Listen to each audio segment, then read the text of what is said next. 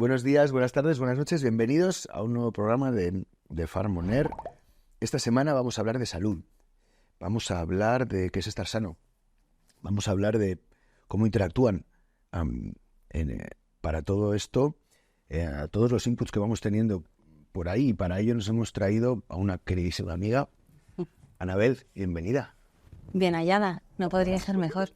Qué bien que hayas venido y te hayas decidido a venir a vernos. Gracias. No, gracias a ti por invitarme y contar conmigo. Una maravilla. Bueno, Anabel Albalá, farmacéutica, nutricionista. Bueno, Anabel, eres de todo. ¿Por qué no? Cuéntanos un poco de dónde vienes. Lo del nutrólogo me ha gustado cuando me lo has planteado. Pues se nota mucho que vives entre Latinoamérica y, claro, y España. Pero sí, soy farmacéutica y nutricionista. Y bueno, empecé ejerciendo como farmacéutica, soy titular de una farmacia en Alicante, pero también me dedico a muchas áreas de la divulgación y posteriormente estudié nutrición. Perdóname un momento, porque vamos a contárselo a nuestra audiencia, acabas de ganar un premio. Bueno, sí. Cuéntanos, ¿qué premio ha sido este? Pues es el premio a la excelencia farmacéutica en comunicación, pero es que esto siempre me hacen lo mismo y entonces al final esto genera una presión para que ya el podcast tiene que ser del nivel de una ganadora de un premio de comunicación. Dios mío, de mi vida, de mi corazón. Pero ¿y cómo esperas? O sea, ¿qué esperabas? Entiendo que sabías a lo que venías, como si no nos conocieras ya. Oye, Anabel, vamos a empezar. ¿Qué es estar sano? Bueno, estar sano, la verdad es que la visión más tradicional siempre ha sido la de estar fisiológicamente bien. O sea, que al final que uno esté físicamente bien, que te encuentres bien, que tus parámetros sean los regulares y demás. Pero yo creo que hay que dar un paso más allá, porque no solo es estar bien físicamente, sino también hay que tener muchos más compendios en tu vida acordes. O sea, que sea un bienestar general, que también sea un bienestar espiritual, además del físico. O sea, por ejemplo, eso es fundamental.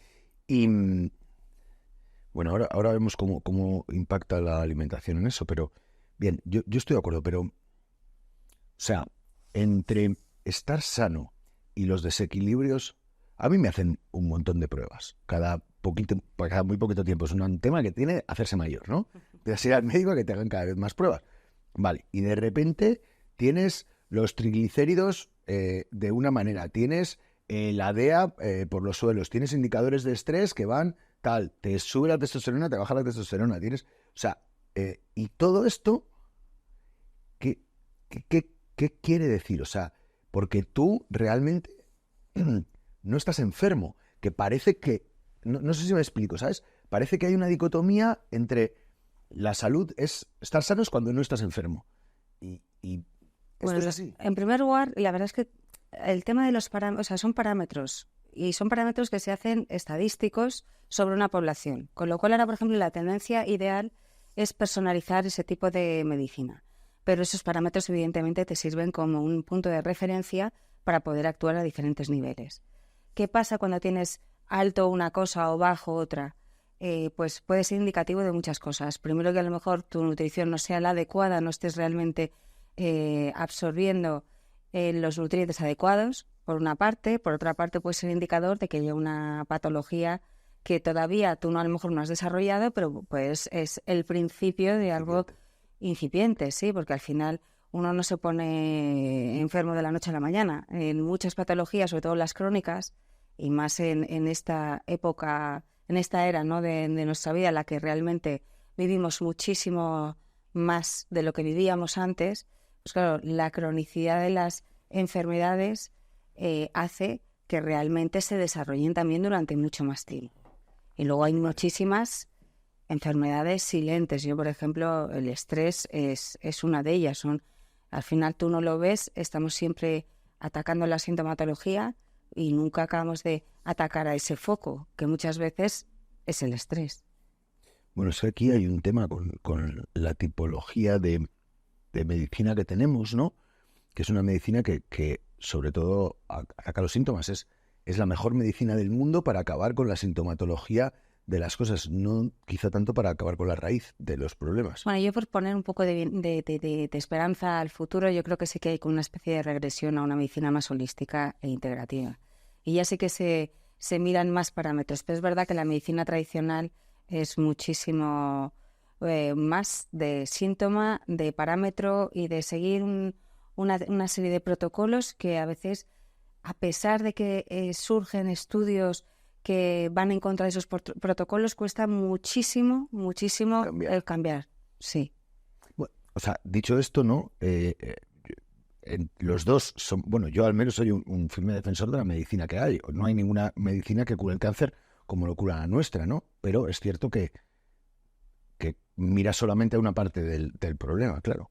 Sí, absolutamente. O sea, pero si solo te tienen que ingresar ya no te digo por un tema oncológico, te digo para cualquier tema en un hospital, y todavía la nutrición hospitalaria es sorprendente, pero te siguen poniendo a lo mejor 2 galletas María de merienda, o te ponen una serie de dietas que no son acordes realmente con la nutrición actual, con las necesidades que además que ya todos tenemos clarísimos. Bueno, y es que realmente prácticamente da igual que estés en oncología, que en enfermedades víricas, que no sé qué, la dieta es la dieta, ¿no? Y tú, ahora veremos por qué eso no puede ser, porque yo luego vamos a pasar a hablar de la alimentación, que para nosotros es, pues bueno, ya sabes que es muy importante, pero oye, has dicho antes que una de las partes importantes que tiene que estemos un tiempo, que nos ocurran más enfermedades, tiene que ver con que vivimos más. ¿Por qué vivimos más? Vivimos más también por muchas cosas. Yo creo que la principal, por ejemplo, fue la llegada de los antibióticos a nuestra era, ¿no? O sea, a principios del siglo pasado. O sea, realmente ese descubrimiento fue un gran cambio, porque antes la media de vida estaba en 30 o 40 años, pero claro, realmente esa cifra viene porque había muchísima mortalidad infantil, que la mayoría debido a infecciones infantil, juvenil. Entonces, claro, en los antibióticos realmente ha habido un antes y un después. Luego, por otra parte, que es algo fundamental, es la alimentación. Pero la alimentación sobre todo a nivel de seguridad alimentaria.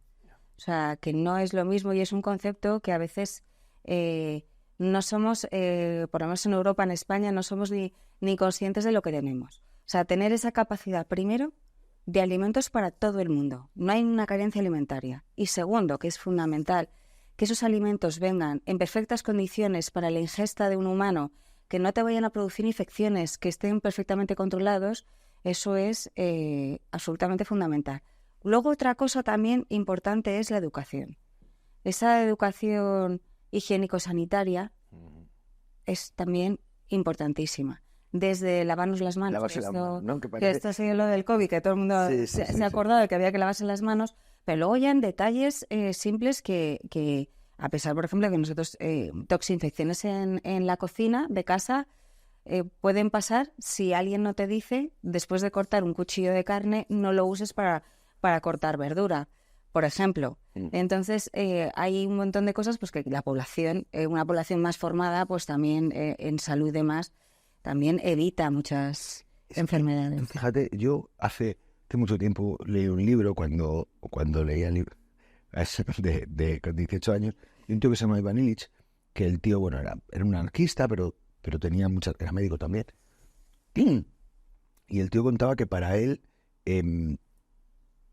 el cambio mental de la higiene empezó a ahorrar vidas a tope, ¿no? Que pues, ser consciente de que, no sé, con cosas más feas, ¿no? Pero que entre una hez y un filete tiene que haber una lavada de manos, ¿no? O que de repente pues, los propios médicos, ¿no? Que tampoco te creas que eran tan conocedores de la higiene, ¿no?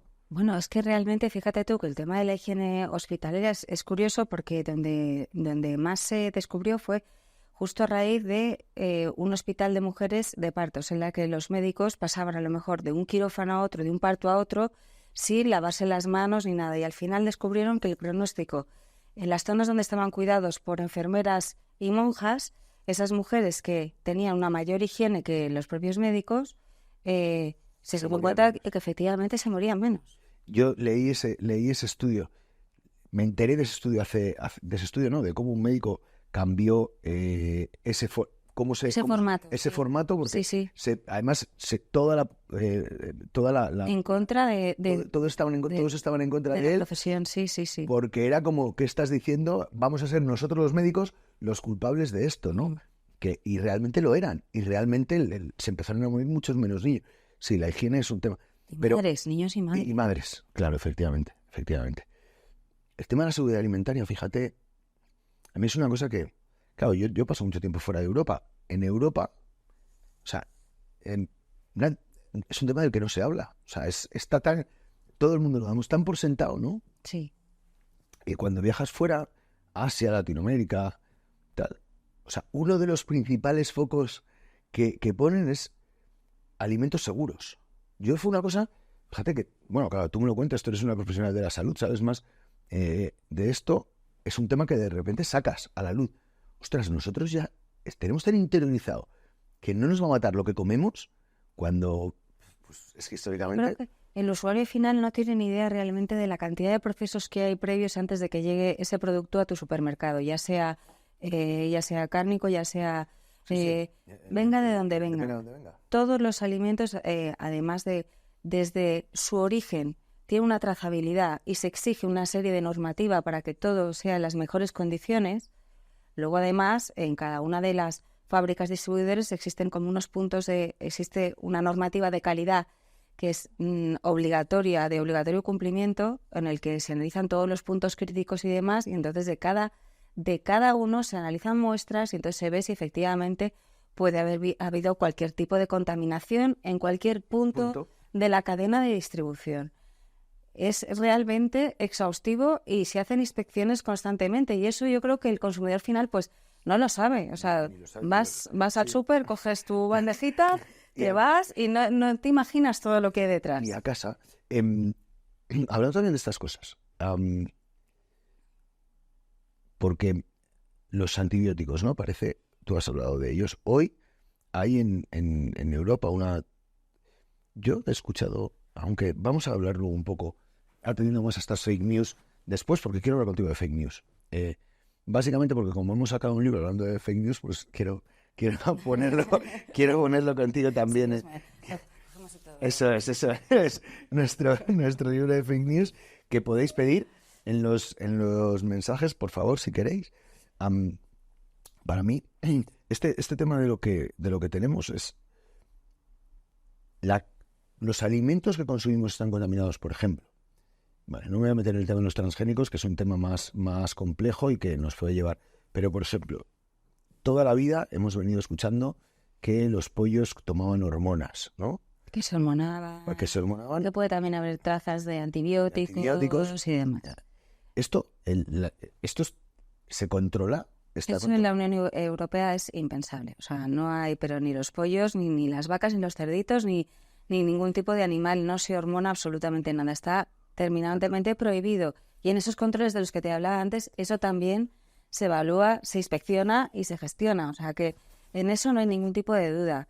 Hay otros mercados que sí que tienen aprobada la hormonación de animales, pero está completamente, o sea, por ejemplo, para poder importar una carne procedente de un país en el que sí que está permitido, se exige el certificado de que ese animal no ha sido hormonado en la Unión Europea. Y luego, respecto a los antibióticos, tampoco. O sea, el uso el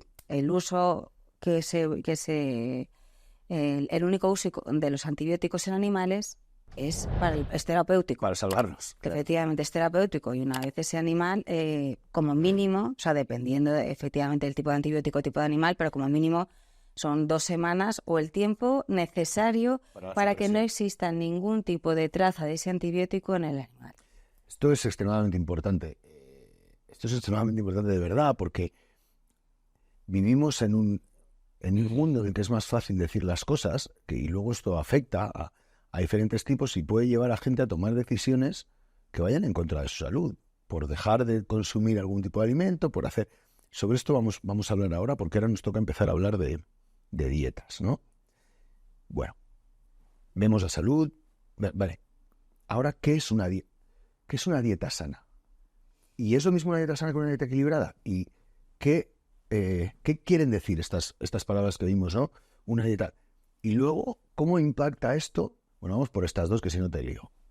Bueno, como tú quieras, ¿eh? Me puedes hacer la tercera y ya lo vamos a mezclar todos. Pues vamos a meterlo todo en el cóctel. Porque luego, ¿cómo impacta todo? ¿Cómo impacta todo esto en que realmente vivamos más, en que hoy se viva más tiempo del que nunca se ha vivido, ¿no? ¿Cómo impacta todo esto? O sea, comemos realmente... Cuando dice la gente, no, hay que comer como comíamos antes. Antes comíamos mejor. No, a ver, efectivamente es un melón muy amplio el que me has abierto. Si quieres empezamos por el tema de lo de la dieta. A ver, una dieta equilibrada, una dieta saludable, o sea, es una dieta equilibrada, es la que realmente te proporciona la ingesta adecuada de cada uno de los nutrientes que nosotros necesitamos. Entonces, a la pregunta que no me has hecho, pero ya te digo yo, ante una dieta omnívora, una dieta vegetariana, una dieta vegana, ¿son saludables? Las tres lo son, pero con condicionantes. Una dieta vegana siempre va a carecer de vitamina B12, con lo cual se debe suplementar. Sí o sí. Y además se debe planificar y se debe realmente llevar un seguimiento. Una dieta vegetariana también se debe llevar un seguimiento. Y eso yo lo que recomiendo siempre es que se debe acudir a un profesional sanitario, a un nutricionista, para que realmente te guíe, sobre todo al principio de empezar este tipo de dietas, para que no tengas ningún tipo de carencia. Porque claro, realmente no las proteínas se deben combinar para poder conseguir un patrón de proteínas adecuado. Y aún así con reticencias. Pero sí que es verdad que sí que pueden ser saludables y aportar todo lo que necesitamos. Una dieta omnívora, pues desde mi punto de vista, es la más sencilla de todas. Claro. Y se convierte en saludable desde el primer momento, porque no tienes que suplementar, o sea, si es una dieta equilibrada, no tienes que suplementar y tienes todos los nutrientes que tú necesitas en la propia dieta. Que, por ejemplo, son la vitamina B12 de la que hemos hablado ahora. Luego también una dieta omnívora, pues claro, tiene unas proteínas que son biodisponibles, son de alta calidad, con lo cual ahorras. Supongo, ¿no? Luego también el hierro. Bueno, el hierro sobre todo es porque, no sé si sabes la diferencia entre el hierro hemo y hierro no hemo, pero te lo cuento así por encima. La carne, todo el hierro que procede de animales, es el hierro hemo. Y el que viene a través de los vegetales, no hemo. Porque a mí esto me ha pasado mucho y me dicen, pero si tiene más cantidad de hierro, si tiene un aporte, digo, sí. Pero ¿qué pasa con ese hierro? Que no tiene la misma biodisponibilidad ni se absorbe de la misma manera. ¿Por qué? Porque, bueno, tienen formas químicas diferentes y entonces el hierro no hemo se junta con los fitatos y con los taninos que están presentes en las propias vegetales y con ellos se unen, precipitan y no se absorben. Luego también, si lo tomas con calcio, si lo tomas con un lácteo, por ejemplo, ¿qué pasa con ese? O con cualquier otro, o calcio también proveniente de vegetales y demás.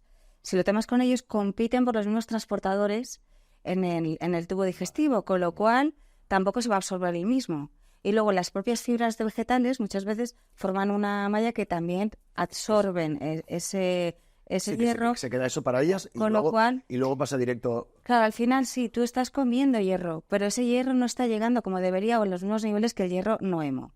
Vale. Eso sin duda. Eso, mira, fíjate, eso me parece súper interesante.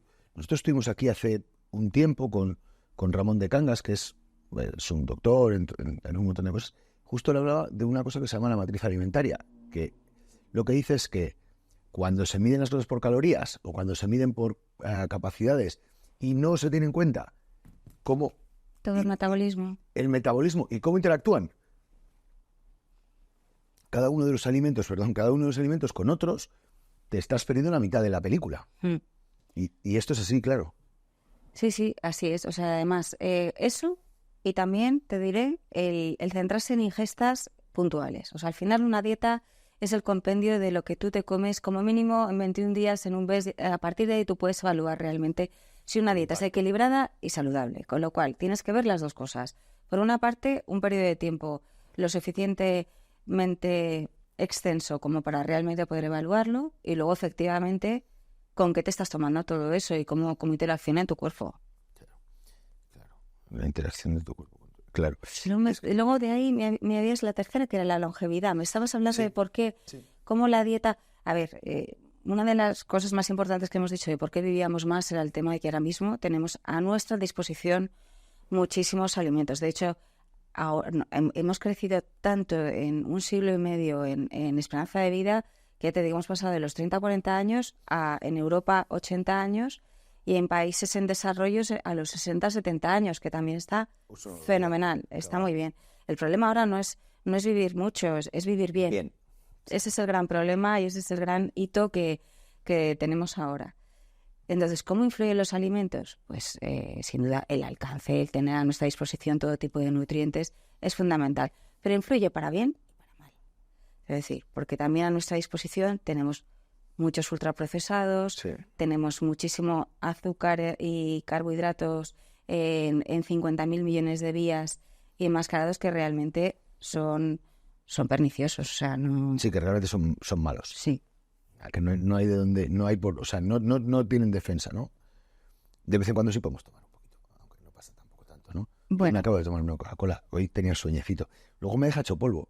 O sea, ¿sabes? Es una cosa que es rara porque sí me... no es raro, tiene una explicación científica clarísima. Es que tú cada vez que tomas una ingesta de ya sea por una Coca-Cola o o tú decides desayunar azúcar de la que sea, ¿no? Sí. En lugar de desayunar jamón o unos huevos, pues te desayunas una tostada con mermelada, un croissant, lo que sea. Sí.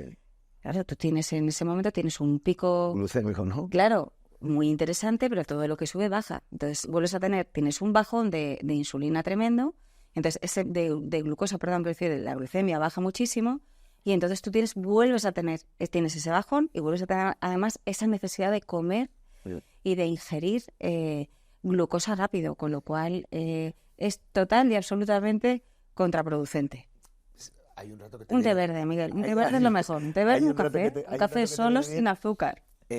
¿Sabes qué pasa? Que hoy había quedado a comer con una amiga, habría llegado un poco tarde. No me digas. Entonces, por lo que sea, estábamos con un poquito de hambre. Amigas como esa deberías tener, Miguel. Bueno, ya es tarde. Vale, pero dentro de... Ya le he cogido cariño. Vale. Todo el rato me dicen, es que antes se comía mejor. Antes se comía mejor. Antes se comía mejor, algunos comían mejor y otros, o sea, quiero decir, muchos comían muchísimo peor y no tenían a su alcance la variedad de alimentos que se tiene hoy en día. Es verdad que hay cosas que claro, cuando de repente, o sea, la comida local, de proximidad, cultivada en un huerto, en unos animales, en unos pastos, tiene una calidad nutricional que es diferente a aquello que se recoge un fruto recogido en Latinoamérica, que viene aquí y tarda X tiempo en llegar, o el que se recoge aquí y se envía allí. O sea, quiero decir, pero esta globalización, estos transportes, esos cultivos que hay que recoger el fruto verde y madurarlo en el camino, lógicamente no tiene ni la misma palatabilidad, no tiene el mismo sabor, no es lo mismo, pero sinceramente a mí si me preguntan si comemos mejor o peor, creo que comemos muchísimo mejor, porque tenemos al alcance muchísima más comida claro, de muchísima calidad. Es que este tema de mejor o peor se lleva a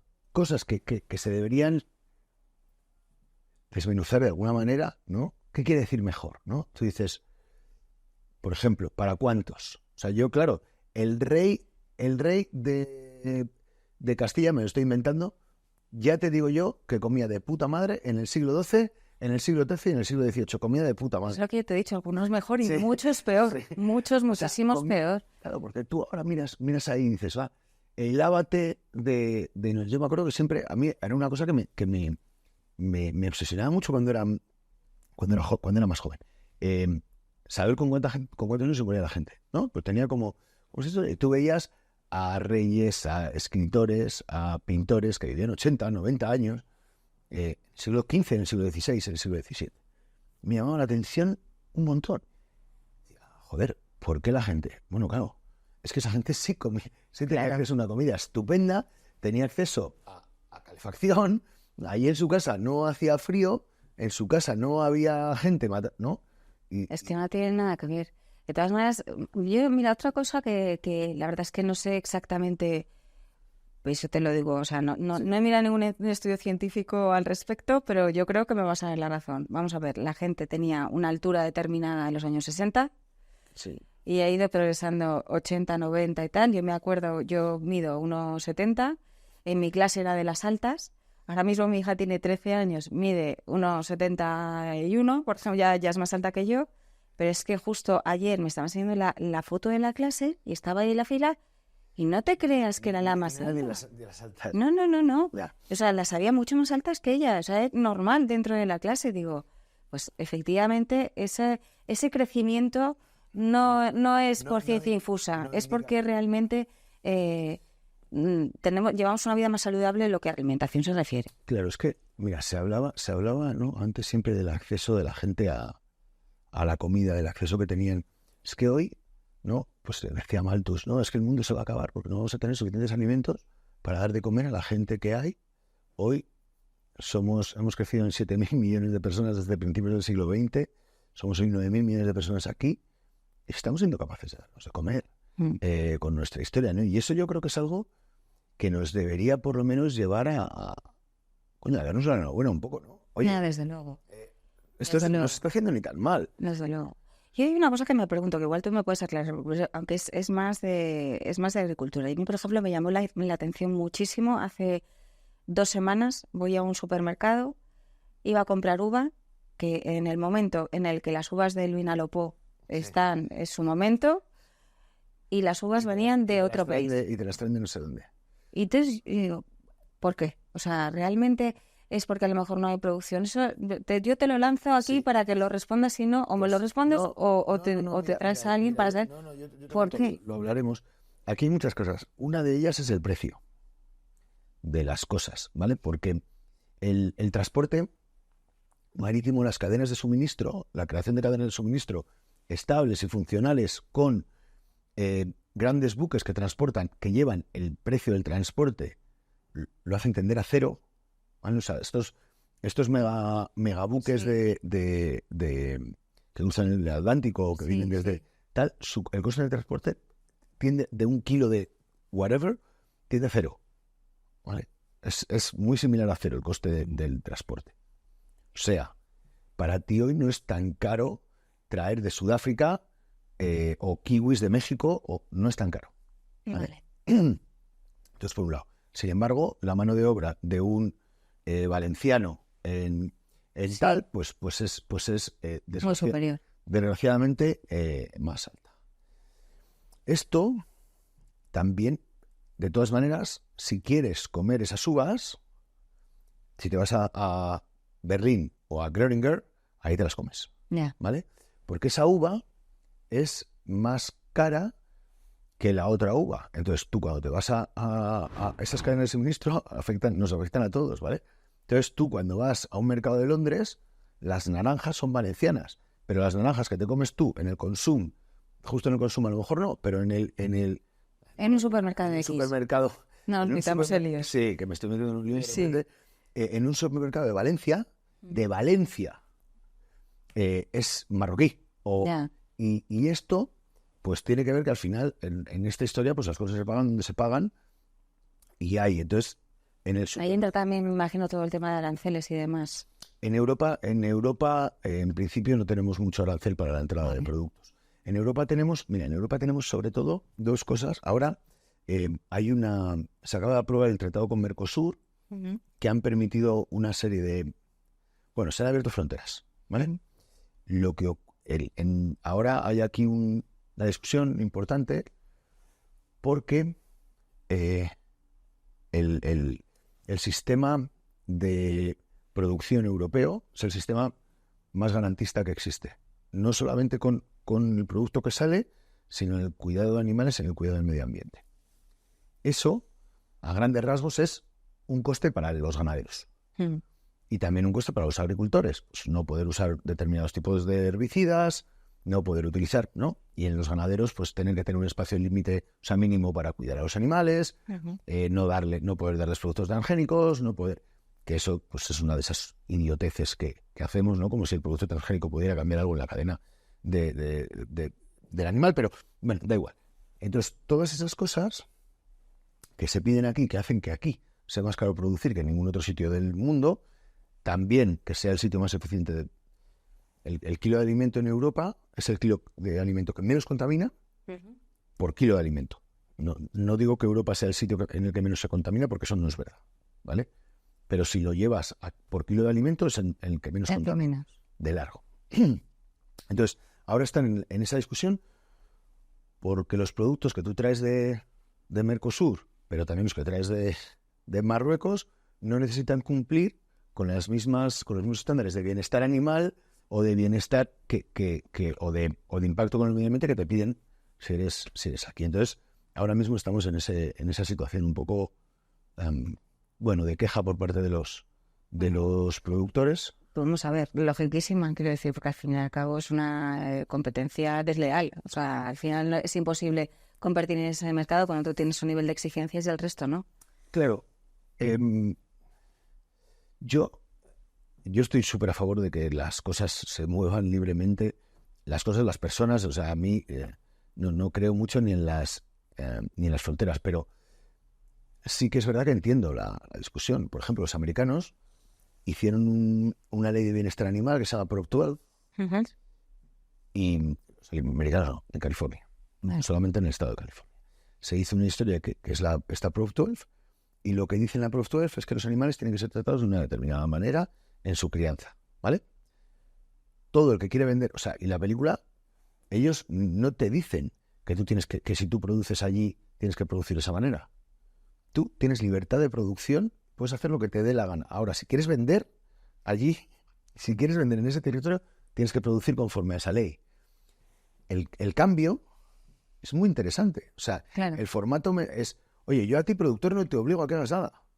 Haz lo que te dé la gana. Ahora, a este mercado, si quieres, me da igual que lo traigas de México, que lo traigas de la Cochi, me da lo mismo donde lo traigas, ¿no? Tú tienes que adecuar. Pero todos los mismos estándares, y ya está. El consumidor, sí, lo que se encuentra en el anaquel, en donde sea, todo está con la misma.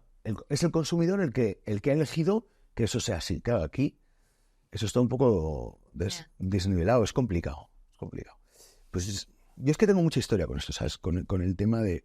Porque, joder, yo es que escucho todo esto, y ahora sí que vamos a ir un poco a este tema de las fake news. Cuando escucho todo esto, ¿no? De la comida, joder, dices a la gente, oyes decir a la gente, no, es que antes se comía mejor, o antes, y yo digo, joder, si todo esto, si antes se hacían mejor las cosas, hostia, ¿por qué vivimos más que nunca? ¿Por qué nunca ha habido tan poca hambre en el mundo? No está erradicada, hay que seguir trabajando, pero nunca se ha estado tan bien en el mundo, ¿no? Y no parece que seamos capaces de apreciarlo. Yo, de hecho, para mirar atrás, de lo que aprendería a lo mejor es más a cómo vivíamos antes a nivel de estrés, sí, ¿sabes? Y de tasa de ocupación, porque al final estamos realmente demasiado... ¿Cómo afecta eso en nuestra salud? ¿Cómo afectan las emociones? ¿Cómo afecta eso en nuestra salud? A todos los niveles, pero a todos los niveles. Afectan hasta la microbiota. Y la microbiota también afecta a nuestras emociones. O sea, hasta ese nivel te digo. O sea, luego me vas a hablar de la macrobiota, por favor. Pero cuéntame primero la interrelación, porque he sacado aquí un tema que ahora no te creas que te vas a escapar sin contármelo. Pero cuéntame esa afección de las emociones y de... Bueno, las emociones y sobre todo cualquier estresor, cualquier generador de cortisol, el cortisol está presente a muchísimos niveles del metabolismo general del ser humano. Con lo cual, además entras muchas veces en un montón de cadenas metabólicas diferentes en las que todo te afecta. O sea, por ejemplo, hasta la resistencia a la insulina, que era un poco lo que estábamos hablando antes de los picos de glucosa. Y eso afecta hasta también lo que es la obesidad, porque cuando tú afectas el sueño, te voy a primero lo que es el sueño. El cortisol, por así decirlo, es incompatible con todo lo que con esas cadenas metabólicas que comienzan para irte a dormir. Con lo cual, ¿qué sucede? Que están muy relacionadas tanto la melatonina y el triptófano y la serotonina, estos juegan en la misma liga. Y su liga contraria es el cortisol, con lo cual afecta a esos niveles completamente. O sea, tú a mayor nivel de cortisol, al final menos capacidad de sueño, a menor capacidad de sueño, más niveles de cortisol. y entras en un bucle en el que estás mucho más irascible, huraño, te encuentras peor. Pero claro, es que eso no solo te afecta a tu estado de ánimo, es que ese estado de ánimo que te afecta a todo también, te afecta en muchísimos parámetros microscópicos. Eso que hablamos de la enfermedad silente que no se ve hasta la arteriosclerosis, el cortisol es fundamental porque acaba generando pequeñas lesiones en las arterias que son las que luego se pueden convertir en ateromas. O sea, a todos los niveles. A nivel de la obesidad, por ejemplo, que estábamos hablando antes, claro, afecta en diferentes mecanismos, pero uno de ellos, por ejemplo, que es muy sencillo de ver, es a través de las hormonas que regulan el hambre o la saciedad. Vale. Entonces, cuando tú no duermes, y esto seguro que te ha pasado, Miguel, no duermes una noche y al día siguiente te comes un huevo por los pies. Tienes un hambre del copón, sí. Sí, y además casi todo es... sí, quieres patatas fritas y... ¿no? Sí. Tal. Sí. Y estás todo el día comiendo y no te acabas de saciar. Eso es gracias a una hormona que se llama grelina. Yo le llamo gremlinina porque te hace actuar como un gremlin total, que se llama grelina, y esa es la que te da esa sensación de hambre. Y que viene modulada por otra, que es la leptina, que es la que te dice, estás bien. O sea, no sigas por ahí. Que estás, ¿no? Claro, todo eso, el cortisol se lo carga. Con lo cual, tú no duermes, no generas la suficiente leptina, tienes la grelina por las nubes, te hinchas a comer y tienes eso descompensado. Con lo cual, esos atracones nocturnos, o diurnos, está mal, para eso mal. Luego también afecta directamente lo que es la insulina, ¿no? O sea, que es la famosa resistencia a la insulina. Yo no sé si ese concepto lo tienes claro o no. Pues claro, uno de los problemas que hay gente, o sea, cuando una persona es diabética, ¿sí? Pues ya tiene esos picos que se deben controlar el nivel de glucosa en sangre, ¿vale? Porque por diferentes causas ya puede ser ya directamente una genética o demás, o se acaba de provocar a lo largo de su existencia, por así decirlo, una diabetes, pues pero ha tenido un cuadro prediabético mucho antes, que era lo que hablábamos antes, o sea, desde tener los niveles bien hasta ser diabético, pasan muchos años hasta que realmente uno es insulino resistente. Entonces, ¿cómo te vuelves insulino resistente? Pues tú tomas carbohidratos y encima ya son simples, pues ya todavía más rápido. Tienes glucosa circulando en sangre. Lo primero que hace esa glucosa es coger la energía que pueda ir a mano y luego se va al hígado. Y en el hígado se crea glucógeno. Ese glucógeno está ahí, que son 100 gramos lo que tiene de depósito, y el resto de glucosa se queda circulando. Entonces se genera insulina. Esa insulina es incompatible con la lipogénesis, que es el quemar grasas. Es incompatible, porque claro, el cuerpo dice, vamos a ver si tenemos aquí de sobra, glucosa a tope, no vamos a quemar ninguna grasa. Entonces, ¿qué ocurre? Que al final no eres capaz, o sea, siempre tienes, esos niveles no son los adecuados, ¿y qué ocurre? Que resulta que tú, que por desgracia tienes muchas reservas ahí en tu cuerpo, que tienes ahí tus adipocitos bien gorditos y bien y tal cual, pues resulta que tienes hambre, pero es que porque tienes hambre de verdad físicamente, o sea, que es que no es que digas, es que este tío se pone gocho, es que no, es que tiene más hambre que tú. Tiene más hambre que tú porque realmente esos depósitos los tiene ahí para la Quinta Guerra Mundial, porque es que no los va a tocar, porque la insulina no deja que eso se genere y él, claro, necesita saciar esa necesidad de glucosa constante, de energía. Es que, Anabel, fíjate, es que todo eso de entender la interrelación de la cabeza con todo el resto del cuerpo, de entender la salud de esa manera holística, porque este formato, y eso sí que es un gran problema, este formato a que vamos atajando, este formato de medicina, no, yo que me imagino a los estudiantes de medicina, no me quiero meter con vosotros, amigos, pero cuando estaban en sus clases como cuando Servet, ¿sabes lo que te digo? O sea, ahí todo el mundo contando una película cientificista, y luego no tanto, porque cientificista de este lado, ¿no? Pero sí. A otra serie de cosas que hay. O sea, yo, por ejemplo, mira, a mí, cuando me llegan, me hacen las primeras pruebas estas, te miden todas las miras, me vienen todas las hormonas, me hacen no sé qué, para que yo el cortisol estoy perfecto. Me dicen, no, ¿tú no te estresas? Digo, pues tengo cierta tolerancia al estrés, claro, como estreso, pero tengo cierta tolerancia al estrés.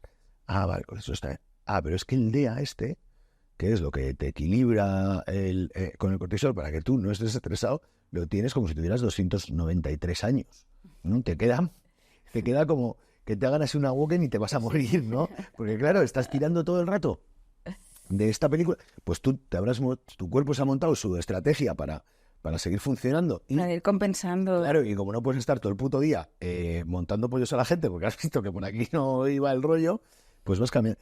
Pero entender la salud como algo que impacta, en el que hay muchos más, o sea, hay muchas cosas que impactan, y la alimentación es una de ellas, pero hay más. Yo creo que la tendencia es esa y es mucho mejor. Pero vamos, yo te puedo contar miles de millones de anécdotas hablando de la microbiota. Yo recuerdo cuando yo empecé con la farmacia en el año 2007, pues las primeras leches infantiles que tenían probióticos, pues estás con una madre, o sea, con la abuela, la madre y el bebé. Entonces explicarles un poco lo de los probióticos y intervenir la abuela y decir, yo no creo en eso. Entonces, claro, dices, si es que no es un dogma de fe, o sea, si es que son bichos, o sea, que están o no están, quiero decir. Pero claro, ahora que algo que nos parece es que era la respuesta más común, no solo de esa abuela, sino de la mayoría de los médicos. ¿De un médico? Que a lo mejor ya te están queriendo vender. No. Ahora ya, gracias a Dios, por ejemplo, en microbiota se ha avanzado muchísimo, hay muchísimas líneas de investigación. Y respecto a las emociones que decías, bueno, ya sabes que se considera el intestino el tercer cerebro. Bueno, el segundo y la piel el tercero. Sí. Ya vamos ampliando el cerebro. Sí, está claro. Y entre otras cosas es porque la microbiota es un gran generador de serotonina. Bueno, pero es que es el entendimiento, claro.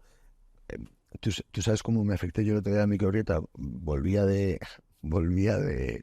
Berlín, llegaba de México y aterrizaba en Berlín.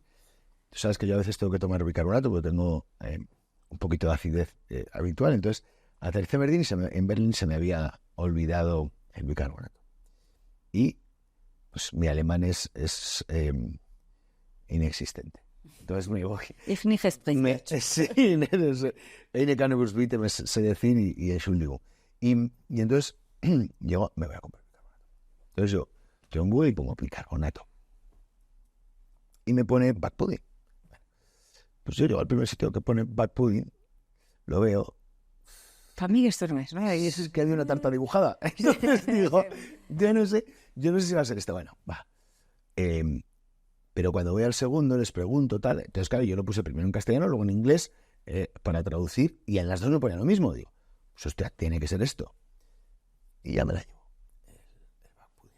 Entonces, tengo la primera noche un poquito de acidez porque la comida alemana. Igual en lugar de bicarbonato te llevaste levaduras, ¿o qué hiciste? Levadura. Y entonces. Pues bien. Bien. Y entonces, esto pues imagínate un martes por la mañana, miércoles. O sea, aquello empieza a. O sea, había tomado pues 3 vasos de levadura, ¿no? Y entonces, además, acuérdate que tenía Helicobacter, que me ayudaste mucho a tratar. Entonces me tomó el rollo este y de repente hacer esto. O sea, un dolor de estómago que no he tenido en mi vida. O sea, como. Claro, se me puso aquello como la selva negra. O sea, fue una cosa. Bueno, cerveza directamente. Sí. En lugar de jugos gástricos tenéis cerveza. Joder, colega, ¿cómo fue? Pero sí, es curioso. Es curioso. Bueno, es curioso, quiero decir. Es importante que por fin estemos entendiendo la naturaleza holística de. Cuesta mucho. Ahora, por ejemplo, una de las fake news, que no es una fake news realmente, pero uno de los grandes procesos, por ejemplo, que está costando cambiar mucho es el tema del colesterol. Entonces, bueno, tú ya sabes que durante muchísimos años el colesterol estaba siempre denostadísimo, o sea, malísimo, horrible, horroroso, no se podía comer huevos, un huevo a la semana, y vamos, y santiguándote, por Dios santo bendito, y tal. Entonces ya poco a poco, pues, también hay que entender que, bueno, que también la ciencia va avanzando a medida que... Sí, que puede. Que puede. Y luego el problema es que, por ejemplo, todo lo del colesterol viene de un estudio que se llama de Framingham, no sé si lo conoces. Pues es en Estados Unidos, hicieron y sigue vigente, o sea, un estudio observacional de cohortes que con toda una población de Framingham, en la que además luego han continuado con hijos, descendientes y demás. Entonces se fue haciendo estudios observacionales de, pues si la gente fuma, pasa esto, ¿qué pasa si la gente come carne, si la gente come huevos, si la gente come tal. Entonces, de ahí se extrapolaron muchísimos datos. Entonces fueron los primeros Fue el primer estudio en el que se observó una relación directa entre el tabaco, la hipertensión y demás. Esto es Framingham. Sí. Luego, vale. El tabaco, la hipertensión, el colesterol que ahí aparecía, con los accidentes cardiovasculares, infartos y demás. Entonces, O sea, ¿cómo impactan los hábitos concretos en la enfermedad cardiovascular? En las enfermedades concretas, sí. Bueno, se estudia más, pero en concreto la cardiovascular es de la que te iba a hablar. Bueno, este estudio empieza en el año 1948. Entonces, claro, es decir, sigue estando su recorrido. Y de él se extrajeron muchos datos, como se hizo esta relación con el colesterol, que se relaciona directamente con los ateromas y directamente con el infarto.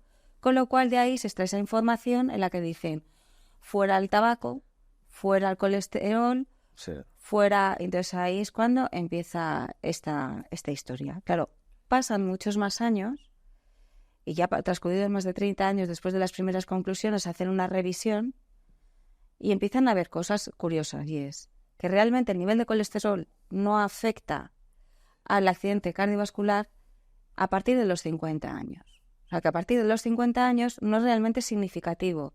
Vale. Y es más, aparecen otros estudios los que dicen que llegada a cierta edad, o sea, se hizo un estudio súper curioso que era en octogenarios, en los que se les medía el nivel de colesterol. Entonces dicen, bueno, vamos a hacer una observación a ver quién llega hasta los 100, ¿vale? Y a ver qué pasa. Pues resulta que aquellos que tenían los niveles más elevados de colesterol En los que llegaban. fueron los que llegaron a centenarios.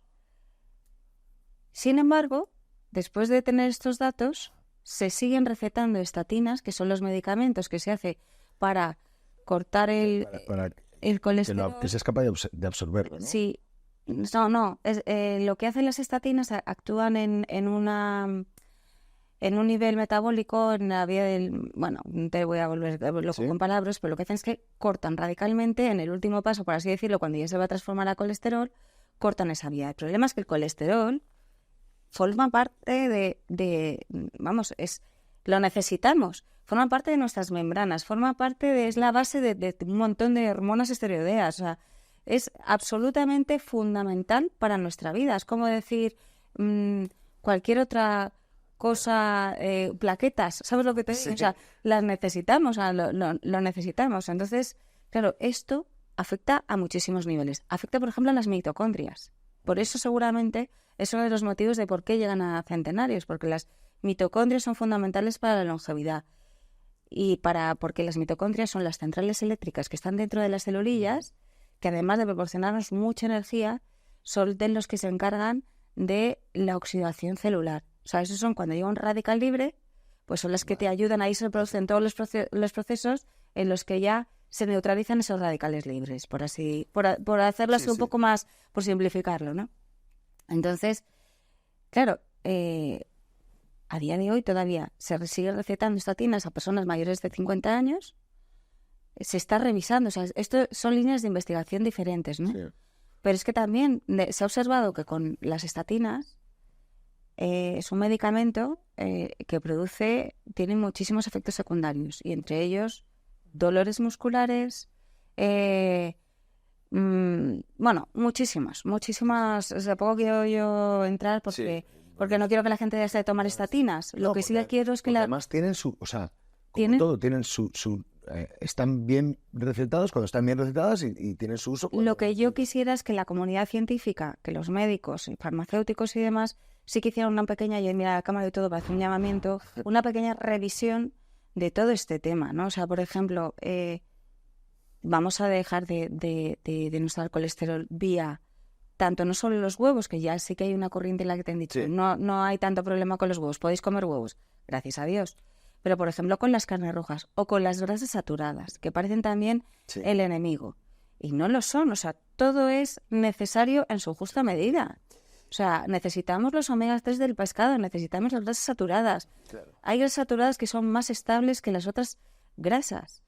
Hay perfiles, te voy a contar una curiosidad que probablemente sabrás, pero a lo mejor nuestro público no, y es que resulta que hay perfiles lipídicos del jamón ibérico que come bellota, que resulta que el perfil lipídico es muy similar al del ácido oleico, con lo cual, o sea, quiero decir, Sí, es de ayuda.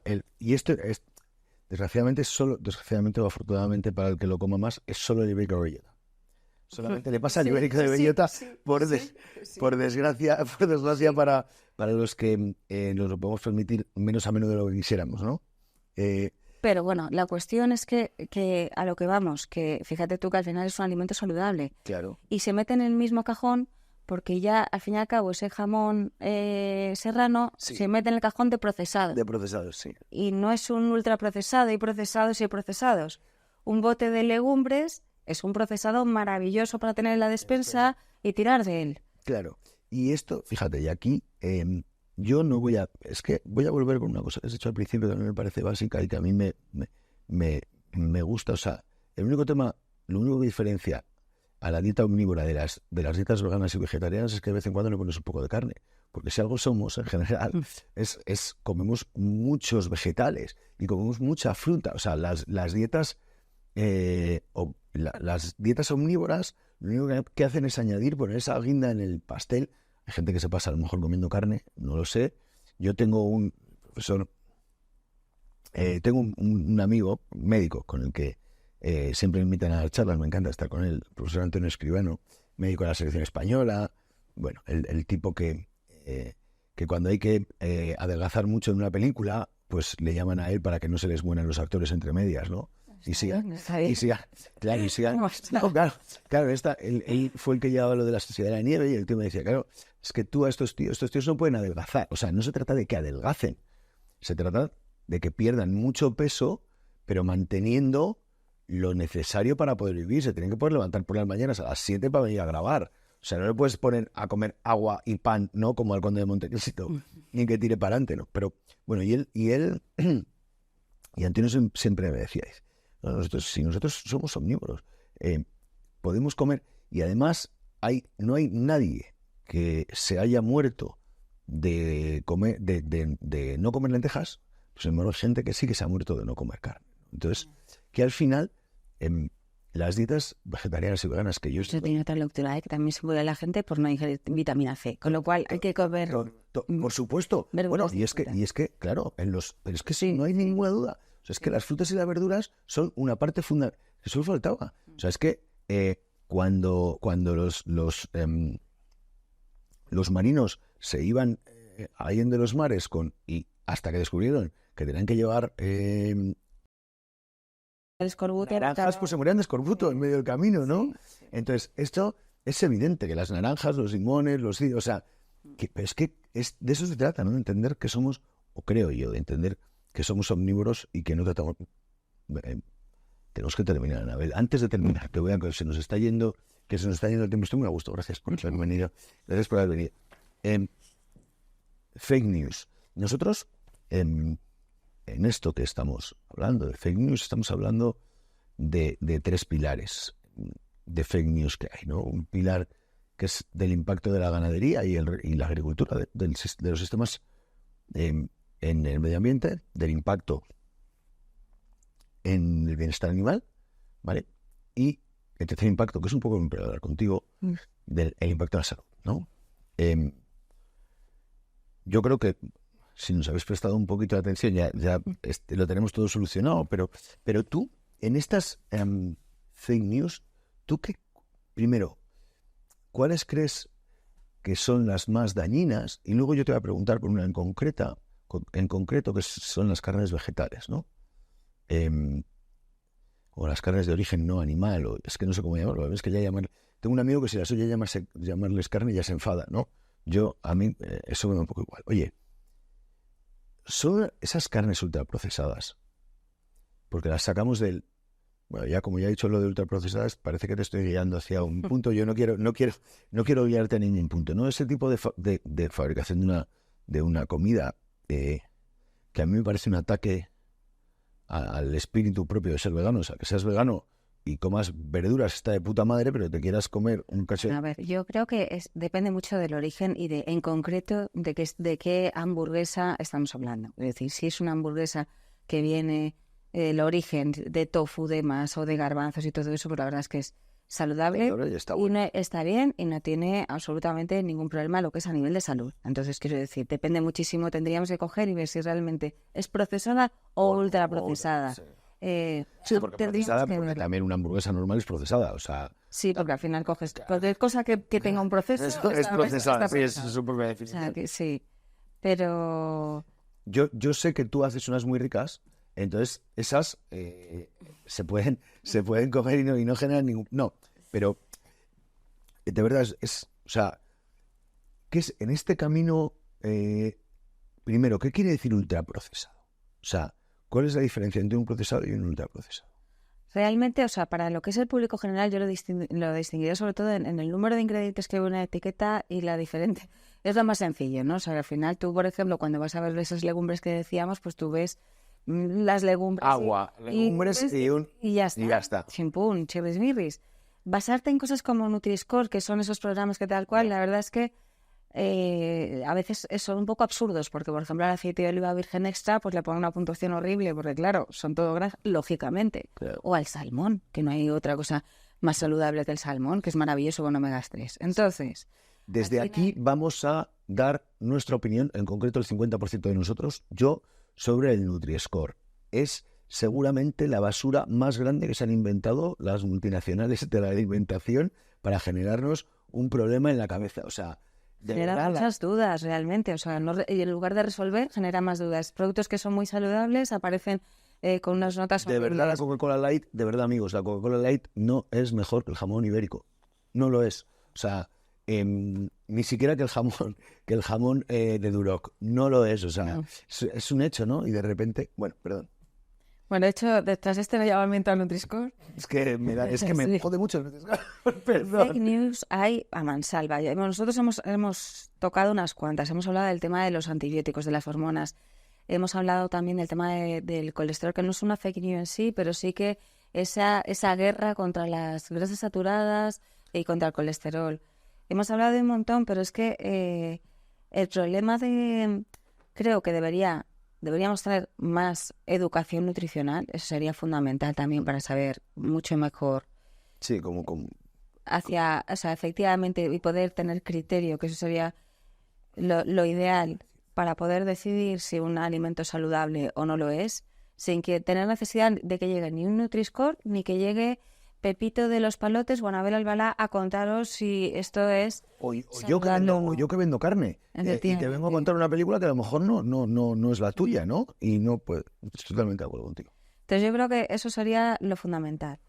Y sí que hay que luchar contra este tipo de historias. Las fake news existen también a nivel farmacéutico, ni te cuento también, o cosmetológico. O sea, cuántos claims que se ponen de no testado en animales, que también dices, pero si no se testan animales desde hace un montón de años, Claro. está prohibidísimo. Claro. Y digo, tienen las santas narices mucha gente de ponerse ahí la etiqueta, no testado en animales.